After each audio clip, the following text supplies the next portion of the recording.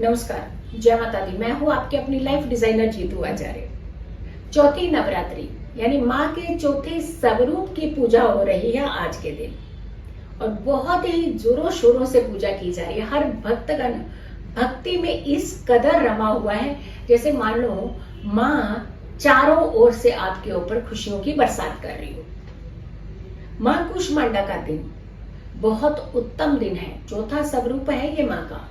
सबसे पहले तो माँ कूष्मांडा का आह्वान तो कीजिए, उन्हें अपने घर तो बुलाइए। कहते हैं अतिथि देवो भव। जब हमारे घर में अगर अतिथि को भी बुला करके अगर हम आमंत्रित करते हैं तो वो भी प्रसन्नता के साथ आते हैं। तो माँ का आगमन है तो आपको उन्हें अपने घर में आमंत्रित करना ही है, अपने जीवन में खुशियां पाने के लिए आमंत्रित करना है। सबसे पहले माँ दुर्गा का ये मंत्र जो आपने पहले दिन बोला था, या देवी सर्वभूतेषु मां शक्ति रूपेण संस्थिता नमस्तस्यै नमस्तस्यै नमस्तस्यै नमो नमः। लेकिन जब जब उनके स्वरूपों की पूजा की जाती है, जैसे आज माँ कूष्मांडा की पूजा की जाएगी, तो माँ कूष्मांडा के लिए आपने ये मंत्र बोलना है, या देवी सर्वभूतेषु मां कूष्मांडा रूपेण संस्थिता नमस्तस्यै नमस्तस्यै नमस्तस्यै नमो नमः। हे माँ कूष्मांडा, मेरे घर आइए, विराजिए, मेरे जीवन में खुशियां भर दीजिए, मेरे जीवन की हर मुश्किल को आसान कर दीजिए। माँ का आगमन इसी तरीके से आपके जीवन में हो जाएगा। अब आती है बात की आपने रात्रि की पूजा की हम बात करते हैं, तो आज आपने माँ की एक चुनरी अभिमंत्रित करके अपने पास एक शक्ति की तरह इसे हमेशा संभाल करके रखना है। लाल चुनरी माँ की वैसे भी बहुत ही शोभा प्रदान करती है। माँ को जब लाल चुनरी ओढ़ाते हैं तो माँ बहुत ही खूबसूरत लगती है, लेकिन आपके जीवन के हर कष्ट को भी हर लेगी यही चुनरी।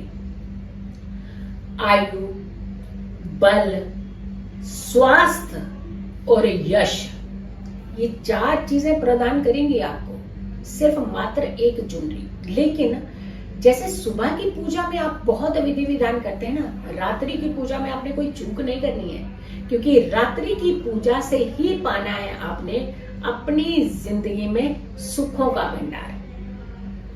अब ये लाल रंग की चुनरी कमाल कैसे करेगी?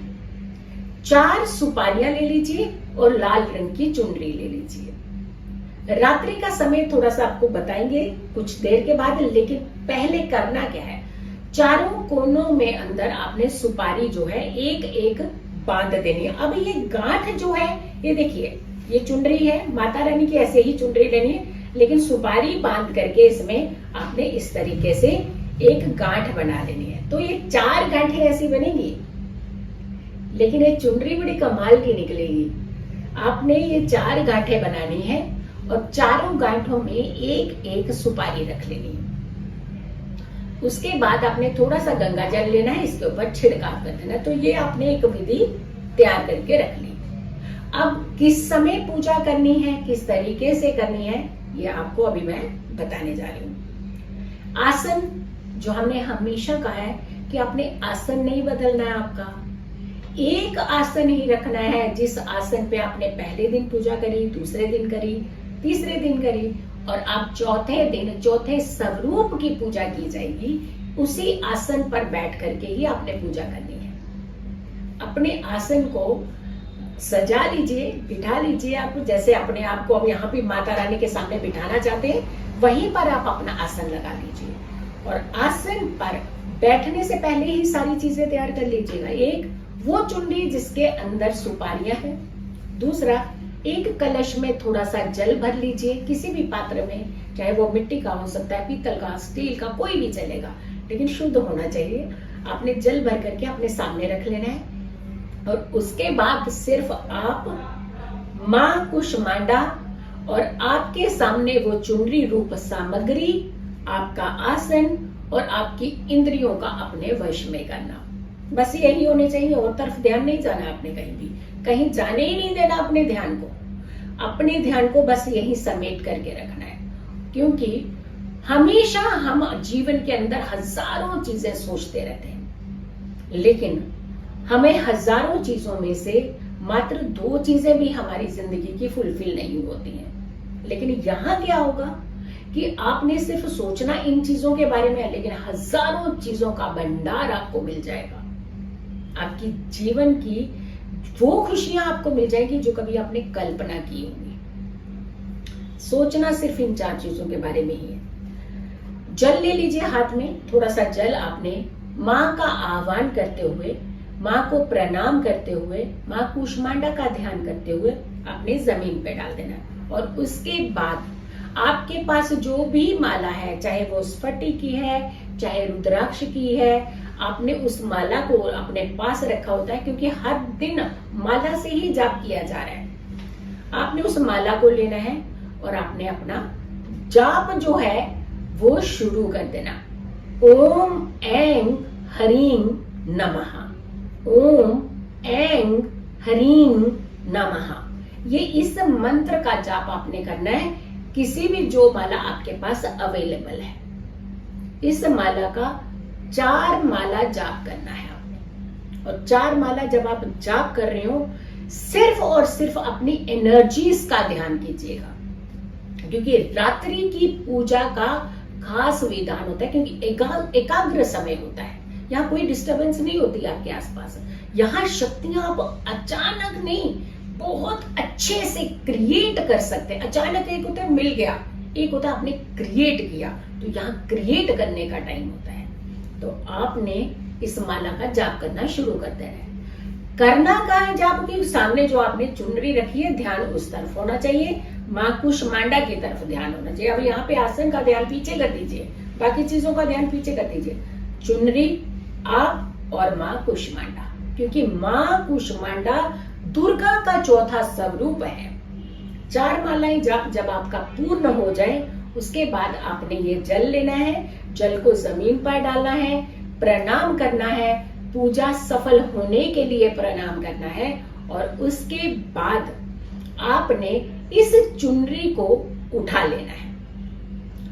अगली सुबह नहा धो करके आसन उठा दीजिएगा, प्रणाम करते हुए आसन अलग कर दीजिए, छोड़ दीजिए। और अगर आप कुछ समय बैठ सकते हो, क्योंकि रात्रि की निद्रा समझो हर किसी को बड़ी प्रिय है, लेकिन जब कहेंगे आज जाग लीजिए तब नहीं जागेंगे। जब खुद मन कहेगा तब तो आप रात भर जागते हैं, हो सकता सुबह ही सोने लगे आप। लेकिन यहाँ पर आपने जागना है। रात्रि जागरण का महत्व है। 12 बजे से पहले नहीं सोना है। समय नोट कर लीजिए, ये पूजा कितने बजे करनी है। ठीक 11 बजे से आपने शुरू करनी है इस पूजा को, और जितना भी समय लगता हो उसके बाद आप इसे समाप्त कर सकते हैं। अगर आप कुछ समय इस आसन पर बैठ करके माँ का ध्यान कर सकते हैं कि हे माँ एक बार दर्शन तो दे दीजिए, हे माँ एक बार झलक तो दिखा दीजिए, यकीन मानिए दर्शन में आ जाती हैं, दर्शन देती है माँ। और दर्शन दिया तो मतलब अब आपका जीवन सफल हो गया।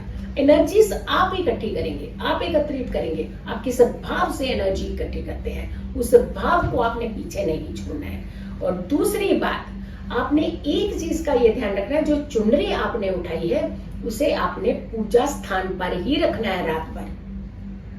अगली सुबह जब आप नहा धो लेंगे तो आपने इस चुनरी के चारों कोनों को खोल करके माँ कूष्मांडा का ध्यान फिर भी आपकी नजर में होना चाहिए, और साथ के साथ माँ दुर्गा का ध्यान जरूर करना है।